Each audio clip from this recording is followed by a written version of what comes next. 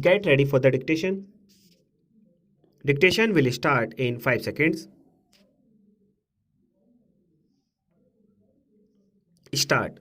Some of the devices which were introduced to sort out the problems were merely ad hoc in nature. There was no comprehensive method by which the problem of union and state relations was resolved. For instance, in 1952, there was a council dealing with health. Later on, there was a council dealing with local self government.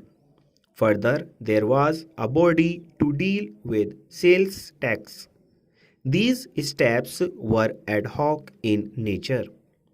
They did not meet the purpose for which this article was introduced in the Constitution.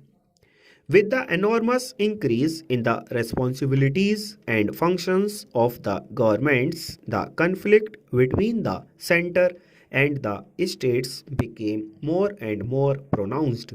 And as I said, the power of the center became so large, and the center has been usurping the powers and functions which legitimately belonged to the state governments. Sir, state governments are the means by which central policies and programs are implemented, but over a period of time, the powers and responsibilities given to the state governments stand eroded because of over centralization of powers at the center.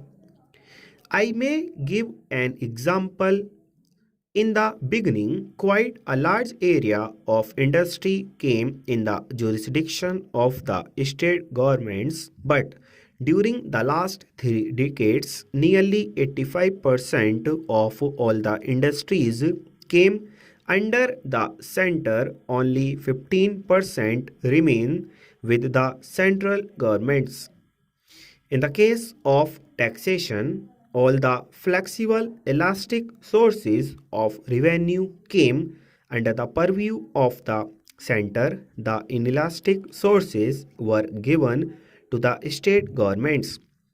In the case of administrative services, all India services, the earlier purpose is not being realized. The purpose was that the All India services should have a national perspective, should serve the nation as a whole without endangering the legitimate interests, the powers, the control of the state governments. But in actual practice, this is not happening. The state governments have lost considerable control over the All India services. They cannot enforce discipline over them, and the All India service personnel working at the state level in a way are a law unto themselves. The state ministers and the government at the central level have become powerless to deal with the all India services which are functioning within the state. Take again fiscal matters. The government of India has assumed enormous powers to dole out its assistance to various state governments in its discretion. The discretionary power of the center has increased enormously in giving grants, in giving assistance to the state governments at its will. No norms have been drawn up. Full stop.